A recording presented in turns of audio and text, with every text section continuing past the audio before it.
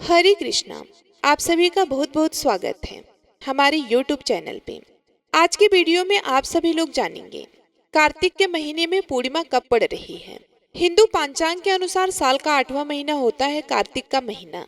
कार्तिक महीने के शुक्ल पक्ष की पूर्णिमा कार्तिक पूर्णिमा कहलाती है, जिसे देव दिवाली और गुरु पर्व के रूप में भी जाना जाता है। और इस दिन मणिकर्णिका का स्नान भी किया जाता है। सृष्टि के आरंभ से ही कार्तिक पूर्णिमा की तिथि बहुत ही खास रही है। पुराणों में इस दिन को स्नान, दान, व्रत, तप की दृष्टि से मोक्ष प्रदान करने वाला बताया गया है। और इस तिथि का महत्व सिर्फ विष्णु भक्तों के लिए ही नहीं, बल्कि शैव भक्तों और सिख धर्म के लिए भी बहुत ज्यादा महत्वपूर्ण है। विष्णु भक्तों के लिए यह दिन इसलिए खास है क्योंकि भगवान श्री विष्णु का पहला अवतार इसी दिन हुआ था। प्रथम अवतार में भगवान श्री विष्णु मत्स्य यानी मछली के रूप में थे और भगवान विष्णु को यह अवतार वेदों की रक्षा, प्रलय के अंत तक सप्त ऋषियों, अनाजों और राजा सत्यव्रत की रक्षा के लिए लेना पड़ा था। इससे सृष्टि का निर्माण कार्य फिर से आसान हुआ। भगवान शिव के भक्तों के लिए इस दिन खास इसलिए है क्योंकि इसी दिन भगवान भोलेनाथ ने त्रिपुरा नामक महाभयानक असुर का संहार कर दिया, जिससे वह त्रिपुरारी के रूप में पूजित हुए, जिससे देवतागण बहुत ही प्रसन्न हुए। और भगवान विष्णु ने शिव जी को त्रिपुरारी का नाम दिया, जो कि शिव जी के अनेक नामों में से एक है। इसलिए कार्तिक पूर्णिमा को त्रिपुरी या त्रिपुरारी पूर्णिमा भी कहते हैं। सिख धर्म में कार्तिक पूर्णिमा के दिन को प्रकाश उत्सव के रूप में मनाया जाता है क्योंकि इस दिन सिख संप्रदाय के संस्थापक गुरु नानक देव जी का भी जन्म हुआ था।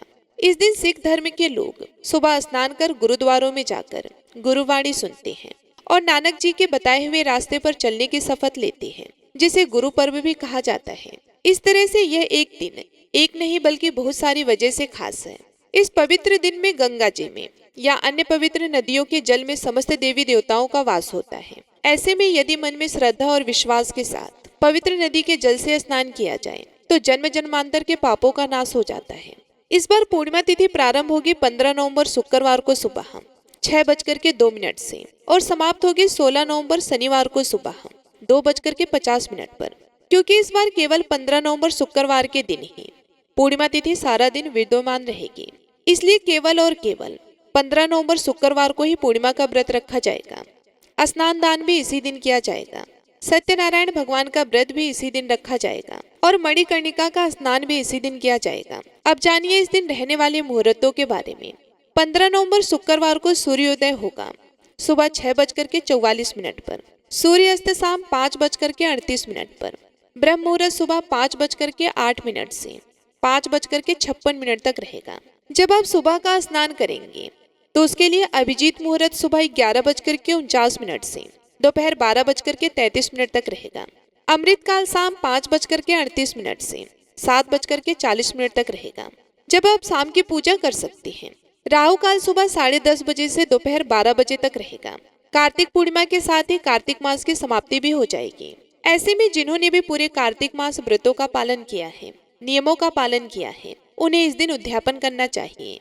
देव दिवाली यानी कार्तिक पूर्णिमा के दिन पूजा के शुभ मुहूर्त इस प्रकार रहेंगे। सुबह की पूजा का शुभ मुहूर्त सुबह 5:24 से 6:40 तक रहेगा। शाम की पूजा का शुभ मुहूर्त शाम 5:27 से 6:47 तक रहेगा। विजय मुहूर्त दोपहर 1:50 से 2:36 तक रहेगा। अभिजीत मुहूर्त और विजय मुहूर्त में आप सत्यनारायण भगवान की कथा का पाठ भी कर सकते हैं। गोधूली बेला शाम 5:27 से 5:54 तक रहेगी, जिस समय आप गौ माता की पूजा कर सकते हैं। गाय के आसपास या गौशाला में दीपदान कर सकते हैं। पूर्णिमा के दिन चंद्र देवता की पूजा की जाती है, तभी व्रत पूर्ण होता है। तो इस दिन चंद्रोदय होगा शाम 5:08 पर।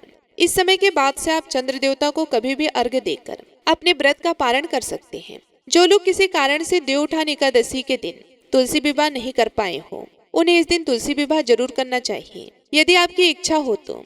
और कार्तिक मास का उद्यापन भी आपको इसी दिन करना चाहिए। अपनी सामर्थ्य के अनुसार दान दक्षिणा किसी योग्य निर्धन व्यक्ति को देने के साथ ही सामर्थ्य हो तो घर पर किसी वैष्णव को या किसी ब्राह्मण को आमंत्रित कर आप उन्हें शुद्ध और सात्विक भोजन कराएं और यथासंभव दान दक्षिणा दें। कार्तिक मास के अंतिम 5 दिनों को पंचभिक्षु दान भी यानी उद्यापन भी आपको पूर्णिमा के दिन ही करना होता है। कार्तिक मास के बाद भगवान श्री कृष्ण को अत्यंत प्रिय मार्गशीर्ष मास प्रारंभ हो जाता है। और इस महीने में भी भगवान श्री कृष्ण की लीलाओं कथाओं का श्रवण किया जाता है। हमारे चैनल पर मार्गशीर्ष मास की भी कथाएं सुनाई जाएंगी। जिस तरीके से आपने कार्तिक के महीने में कथाएं सुनी हैं, उसी तरह से आने वाले महीने में भी आप कथाएं जरूर सुनिए। उम्मीद करती हूँ आज की ये जानकारी, आज की ये वीडियो आप सभी लोगों को पसंद आई होगी। यदि हमारी वीडियो, हमारी जानकारी आप सभी लोगों को अच्छी लगी तो वीडियो को लाइक करके चैनल को सब्सक्राइब जरूर कीजिएगा और कमेंट बॉक्स में जय श्री विष्णु जरूर लिखिएगा। मिलती हूँ मैं आप सभी लोगों से अगली वीडियो में। तब तक के लिए नमस्कार।